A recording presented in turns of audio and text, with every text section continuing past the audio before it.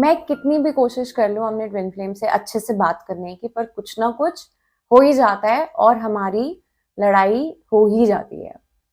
क्या आप भी इस प्रॉब्लम से डील कर रहे हैं कि कितनी बार आपका रीयूनियन होता है और फिर आपको लगता है कि अब चीज़ें ठीक हो जाएँगी, अब मैं लड़ाई नहीं करूँगी, अब मैं झगड़ा नहीं करूँगी, और उसके बाद फिर कोई ऐसा मोमेंट आता है कि आपकी और आपके ट्विन फ्लेम की घमासान लड़ाई होती है और उसके बाद आपको लगता है कि अब फिर गुस्से में कि अब मैं इस इंसान से कभी बात नहीं करूँगी, और फिर 4 दिन बाद आप और वो एक ही टेंजेंट पे होते हैं।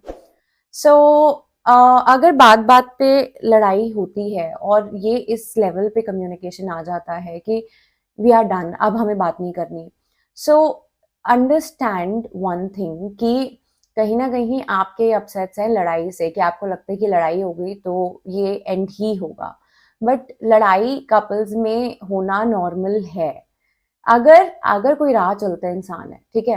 वो आप पे गुस्सा हो जाएगा। वो पहली बात तो आप पे गुस्सा होगा ही क्यों?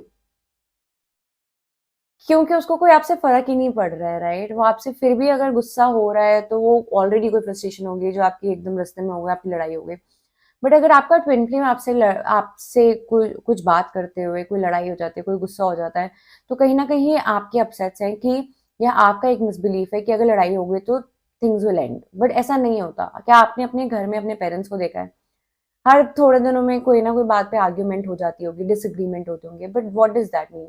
क्या क्या वो सेपरेट हो जाते हैं? क्या आपकी और आपकी भाई बहन की लड़ाई होती है, आपके दोस्तों से लड़ाई होती है, क्या आपकी दोस्तियां खत्म हो जाती हैं? तो फिर ट्विन फ्लेम के साथ आप ऐसा क्यों सोचते हो कि अच्छा एक लड़ाई हो गई, अब कल से मेरे को बात नहीं करनी है, तुम जाओ दूर? क्योंकि आप उस चीज में बहुत ज्यादा होल्ड करने लगते हो, आप बहुत ज्यादा पर्सनली हर्ट हो जाते हो। तो उस पर्सनल हर्ट को, instead of taking it personally, learn to take it as a mirror.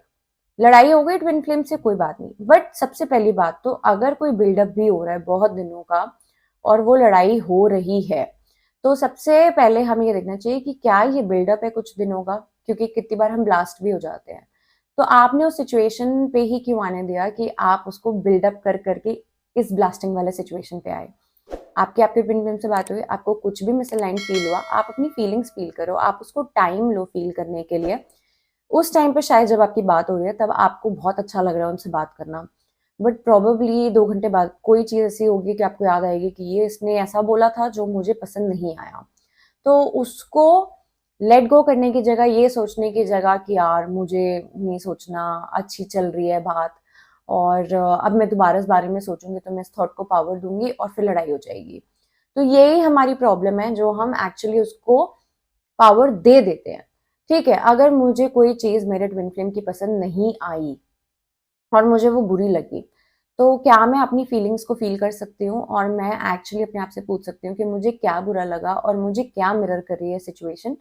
तो वो वहीं की वहीं एनर्जी क्लियर हो जाती है। आपको वेट नहीं करना पड़ेगा कि एक लड़ाई हो लंबी बड़ी चौड़ी सी और उसके बाद आप इस सिचुएशन पे पहुंचो और उसके बाद वापस से वो कनेक्शन, फिर एक हफ्ते वो नर्वसनेस में अब क्या बात करें, अब कैसे बात करें, अब क्या होगा?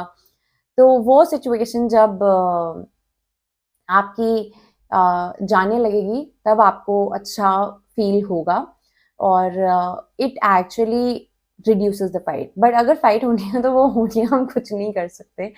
But the best thing to do is that आप फीलिंग्स को फील करते जाओ, right down, start writing down, that's the best thing to do. Twin flame से बात हुई, जो भी कोई हुई, और उसके बाद पहले अपने आप को ब्रेक दो, पहले अपने आप को फील करने दो, अब उस एनर्जी में आने दो फील करते रहने की, and then start writing it down. Probably use journaling कि अच्छा कैसे हुआ, एंड देन मिरर एक्सरसाइज लिख लिख लिख के आप ट्राई कीजिए। अगर आप मिरर एक्सरसाइज से ज़्यादा अवेयर नहीं है या आप नहीं समझ पा रहे हैं, तो I have my coaching sessions also, and group coachings भी होती हैं। So you can join my group coaching and understand कि हम मिरर एक्सरसाइज में और कैसे डीप जाते हैं। I can help you there, but वो काम आपको भी करना पड़ेगा। You have to be willing to commit and see things कहाँ गलत चली जाती हैं, जिस वजह से sometimes union starts to slip away, right? Your union is your only truth. Harmonious union आपका सच है, ये चॉइस नहीं है कि अच्छा मैंने चॉइस बना ली कि मुझे नहीं चाहिए अब यूनियन, तो नहीं होगा। ये आपका सच है। भगवान आपको बार बार उसी रास्ते पे लाके रखेंगे जहां से फिर आप यूनियन की शुरुआत करोगे। तो इसीलिए गुस्सा जो है आता है, कोई बात नहीं, आने दो, मना नहीं कर रही। हर एक इमोशन वैलिड है, हर एक फीलिंग वैलिड है, हर एक थॉट आपका वैलिड है। पर अगर कोई ऐसी चीज है जो कि उसको स्लिप अवे भी करवा रहा है, तो उसको पहले एक्सेप्ट करो कि हाँ मैं ये सोच रही हूँ। और जब आप एक्सेप्ट करने लगते हो, healing becomes very easy for you. Okay, so that is how you actually avoid this situation जहां पे लड़ाई के बाद दोनों ट्विन फ्लेम्स में से कोई एक इस एंड पे आ जाता है कि नहीं, हमें बात ही नहीं करनी चाहिए, हमें ये रिश्ता खत्म कर देना चाहिए। और it's okay to fight with your twin flame, it's fine.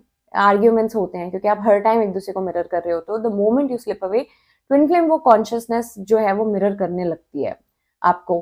तो वो कहीं ना कहीं कभी कभार वो ट्रिगर कर जाती है। It's okay, it's fine. So don't make a big deal out of fights and issues, but learn to heal it. Okay, so I hope this video was helpful to you, and I'll see you in my next video. Till then, like, comment, share, and subscribe. Namaste.